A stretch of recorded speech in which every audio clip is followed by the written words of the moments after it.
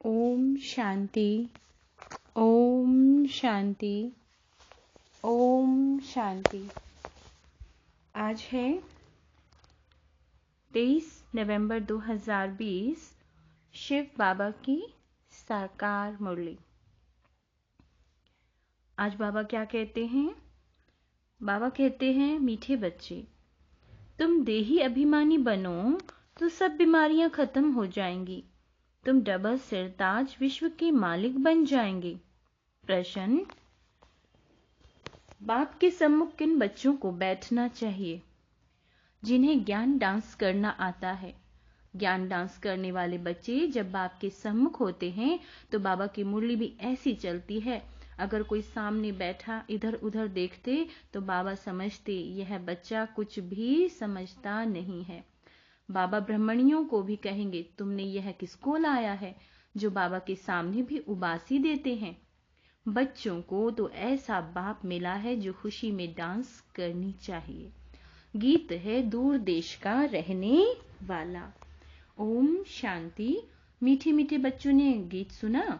रूहानी बच्चे समझते हैं कि रूहानी बाबा जिसको हम याद करते आए हैं, दुख हरता सुख करता वम, तुम मात पिता, फिर से आकर हमको सुख घनेरे दो।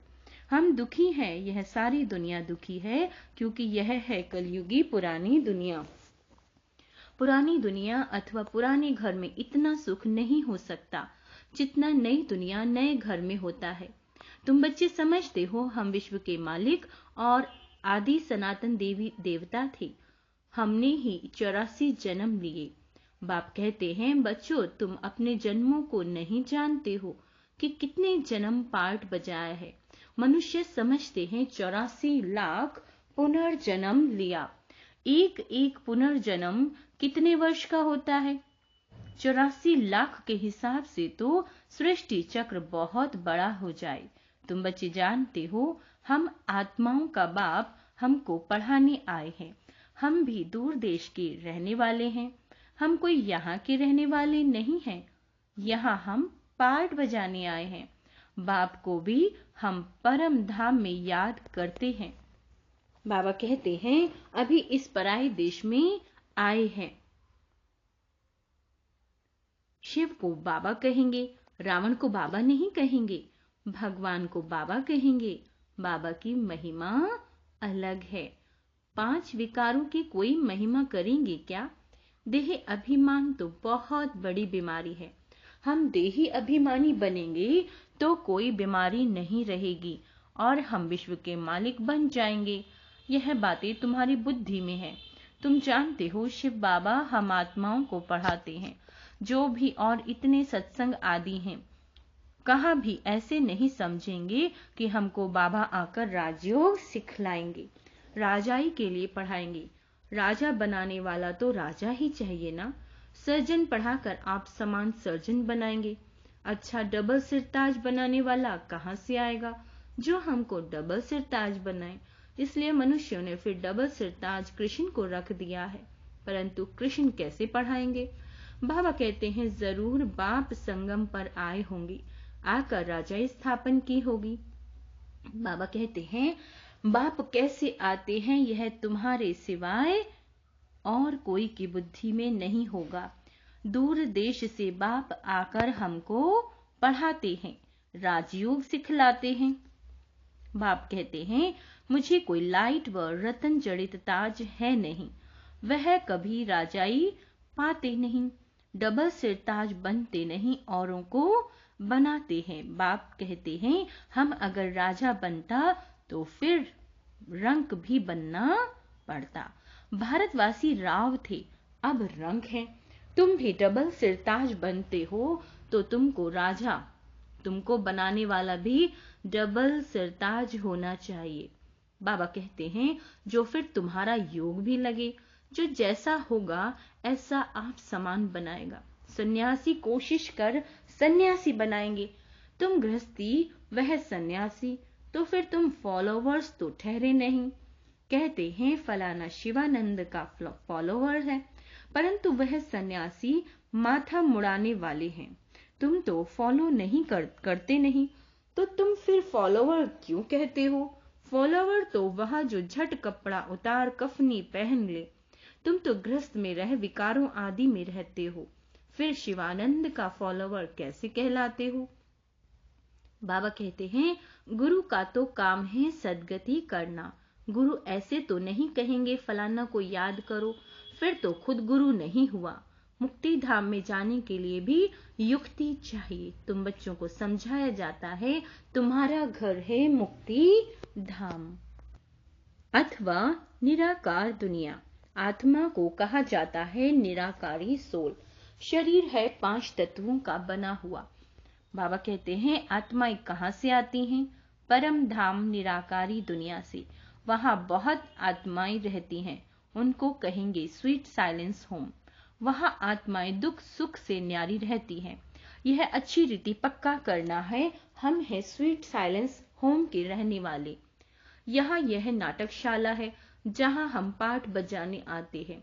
इस नाटकशाला में सूर्य, चांद, स्टार्स आदि बत्तियां हैं।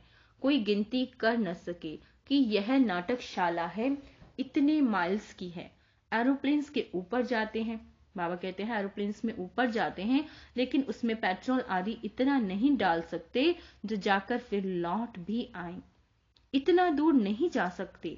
वह समझते हैं इतने माइल्स तक है, लौटेंगे नहीं तो गिर पड़ेंगे। समुद्र का व आकाश का अंत पा नहीं सकते। अभी बाप तुमको अपना अंत देते हैं। आत्मा इस आकाश तत्व से पार चली जाती है। कितना बड़ा रॉकेट है। तुम आत्माएं जब पवित्र बन जाएंगी तो फिर रॉकेट मिसल तुम उड़ने लग पड़ेंगे। कितना छोटा रॉकेट है। सूर्य चांद से भी उस पार मूल वतन में चले जाएंगे। सूर्य चांद का अंत पाने की बहुत कोशिश करते हैं। दूर के स्टार्स आदि कितने छोटे देखने में आते हैं, तो है तो बहुत बड़े। जैसे तुम पतंग उड़ाते हो तो ऊपर में कितनी छोटी छोटी दिखाई पड़ती हैं। बाप कहते हैं तुम्हारी आत्मा तो सबसे तीखी है।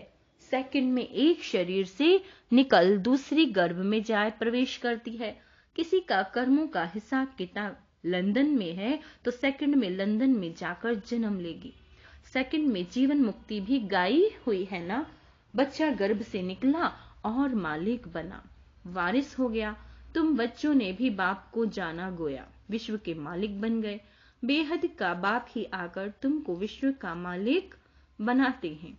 स्कूल में बैरिस्टर पढ़ते हैं तो बैरिस्टर बनेंगे। यहाँ तुम डबल सिरताज बनने के लिए पढ़ते हो। अगर पास होंगे तो डबल सिरताज जरूर बनेंगे, फिर भी स्वर्ग में तो जरूर आएंगे। बाबा कहते हैं तुम जानते हो बाप तो सदैव वहां ही रहते हैं। ओ गॉड फादर कहेंगे तो भी दृष्टि जरूर ऊपर जाएगी। गॉड फादर हैं तो जरूर कुछ तो उनका पार्ट होगा ना। अभी पार्ट बजा रही हैं। उनको बागवान भी कहते हैं।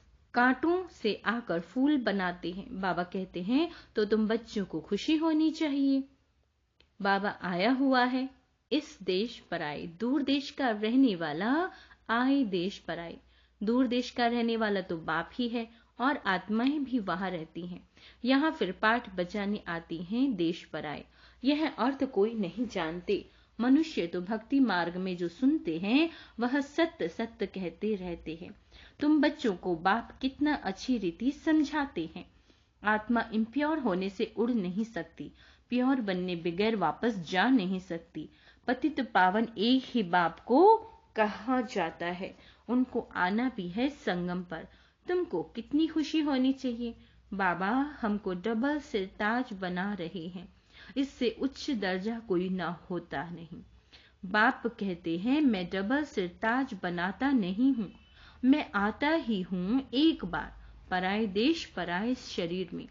यह दादा भी कहते हैं मैं शिव थोड़े ही हूँ, मुझे तो लकी राज कहते थे। फिर सरेंडर हुआ तो बाबा ने ब्रह्मा नाम रखा।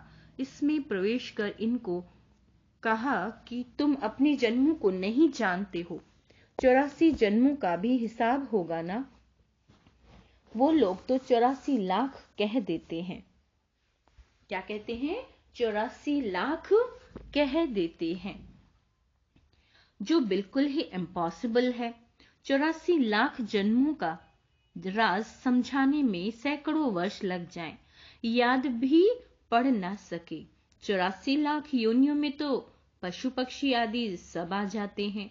मनुष्यों का ही जन्म दुर्लभ हो गया जाता है। जानवर थोड़े ही नॉलेज समझ सकेंगे। तुमको बाप आकर नॉलेज पढ़ाते हैं, खुद कहते हैं मैं आता हूँ रावण राज्य में। माया ने तुमको कितना पत्थर बुद्धि बना दिया है। अब फिर बाप तुमको क्या बनाते हैं? पारस बुद्धि बनाते हैं। उतरती कला में तुम पत्थर बुद्धि बन गए, अब फिर बाप चढ़ती कला में ले जाते हैं। नंबरवार तो होते हैं ना। हर एक को अपने पुरुषार्थ से समझना है। मुख्य बात है याद की। रात को जब तुम सोते हो तो भी यह ख्याल रखो, बाबा हम आपकी याद में सो जाते हैं, गोया हम इस शरीर को छोड़ देते हैं, आपके पास आ जाते हैं। ऐसे बाबा को याद करते करते सो जाओ तो फिर देखो कितना मजा आता है। हो सकता है साक्षात्कार भी हो जाए, परंतु इस साक्षात्कार आदि में खुश नहीं होना। बाबा हम तो आपको ही याद करते हैं, आपके पास आना चाहते हैं। बाप तो तुम याद करते करते बड़े आराम से चले जाएंगे। हो सकता है सूक्ष्म वतन में भी चले आओ, मूल वतन में तो जा नहीं सकेंगे। अभी वापस जाने का समय कहाँ आया है। हाँ, साक्षात्कार हुआ बिंदी का, फिर छोटी छोटी आत्माओं का झाड़ दिखाई पड़ेगा। जैसे तुमको बैकुंठ का साक्षात्कार होता है ना, ऐसे नहीं साक्षात्कार हुआ तो तुम बैकुंठ में चले जाएंगे, नहीं, उसके लिए फिर मेहनत करनी पड़ेगी। तुमको समझाया जाता है तुम पहले पहले जाएंगे स्वीट होम। सब आत्माएं पार्ट बजाने से मुक्त हो जाएंगी। जब तक आत्मा पवित्र नहीं बनी है तब तक जा न सके। बाकी साक्षात्कार से मिलता कुछ भी नहीं। मीरा को साक्षात्कार हुआ, बैकुंठ में चली। थोड़े बाबा ने कहा मीरा को साक्षात्कार हुआ, बैकुंठ में चली, थोड़े ही गई। बैकुंठ तो सतयुग में होता है। अभी तुम तैयारी कर रहे हो। बाबा कहते हैं अभी तुम तैयारी कर रहे हो बैकुंठ का मालिक बनने के लिए। बाबा ध्यान आदि में इतना जाने नहीं देते हैं क्योंकि तुमको तो पढ़ना है ना। बाप आकर पढ़ाते हैं, सर्व की सद्गति करते हैं, विनाश भी सामने खड़ा है।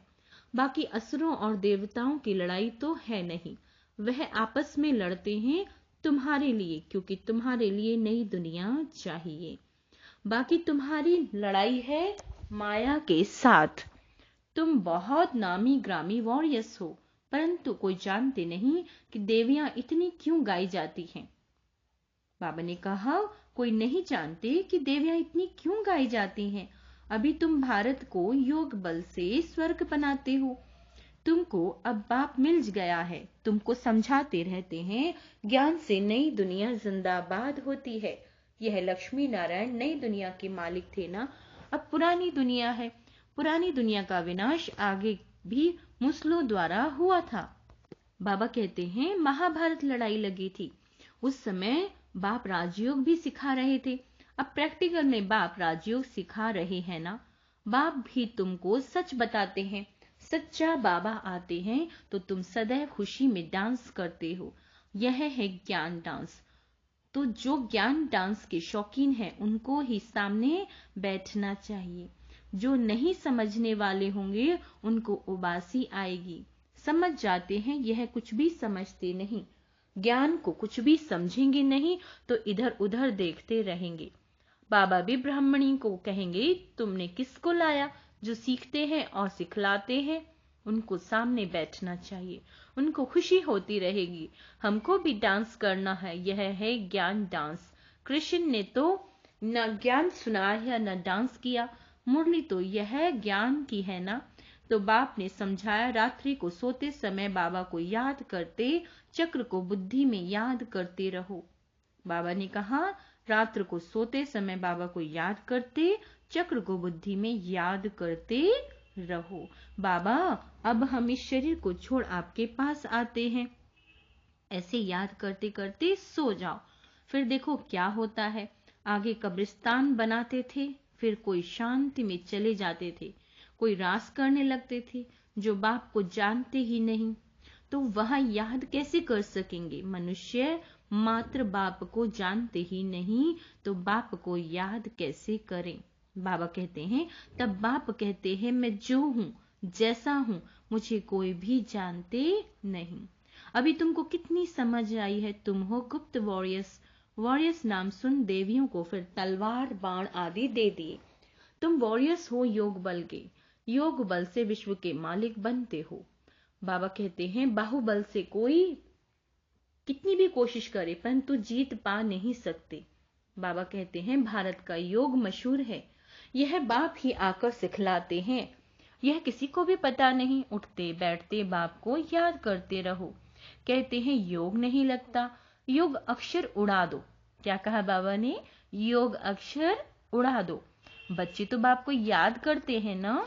शिव बाबा कहते हैं, मामे कम याद करो, मैं तो सर्वशक्तिवान हूं।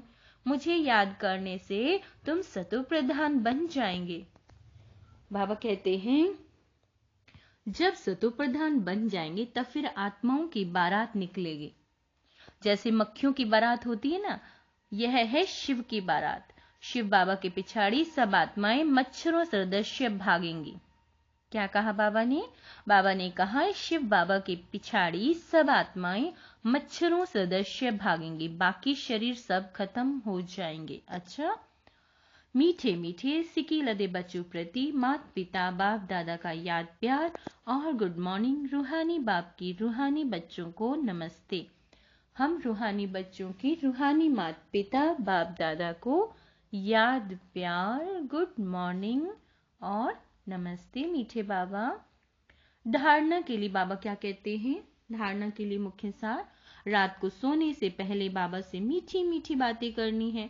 बाबा, हम इस शरीर को छोड़कर आपके पास आते हैं, ऐसे याद करके सोना है। याद ही मुख्य है, याद से ही पारस बुद्धि बनेंगे।